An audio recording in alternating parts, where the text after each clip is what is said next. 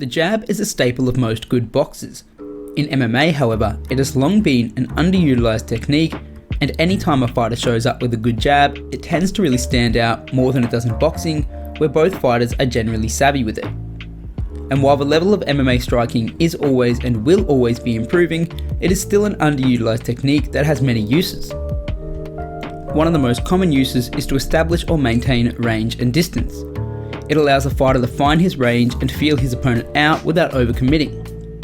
You are able to quickly enter and leave range, and a skilled fighter who can manage his distance can gain the extra advantage of firing his jab from below his opponent's eye line. Not only are you gaining valuable information about your opponent's reactions, you are able to set up many other openings.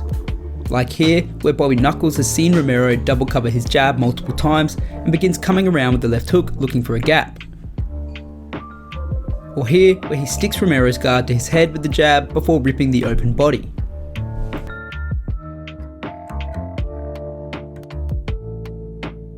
Of course, not all fights start with a smooth feeling out period, and aside from setting up your own range and distance offensively, you can always put something in the way of a charging opponent. Jabbing while moving backwards is a great tool for punishing a pressure fighter who is intent on walking into you. It not only scores and deals damage, but it puts something in the visuals of the opponent to deter them from coming forward or lines them up for a cross.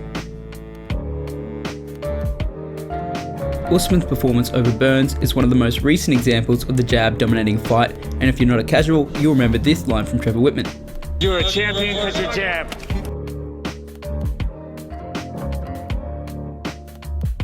Of course, we cannot mention the jab without mentioning GSP.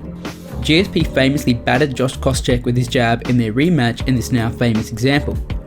GSP knew that once the opponent was cautious of the jab, they would try to pull back or counter when he threw it, and he used that for many setups. You never knew if it was a jab, a feint, a Superman jab, a high kick, or a takedown setup, as GSP melded the initial movements of much of his offense into his jab. We see this today in Alexander Volkanovski, where feinting jabs and lead hooks allows him to land leg kicks in a very similar manner.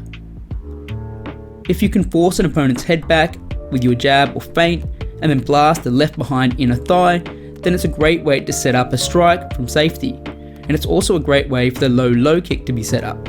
It's common for people to try to lean back and away from the jab when being harassed for it, and this opens up the legs in many different ways. But check out my calf kick video on this channel for more on that. You must be cautious of your opponent using this against you when you are using your jab. Leg kicks can be easily timed if you are always on the front foot.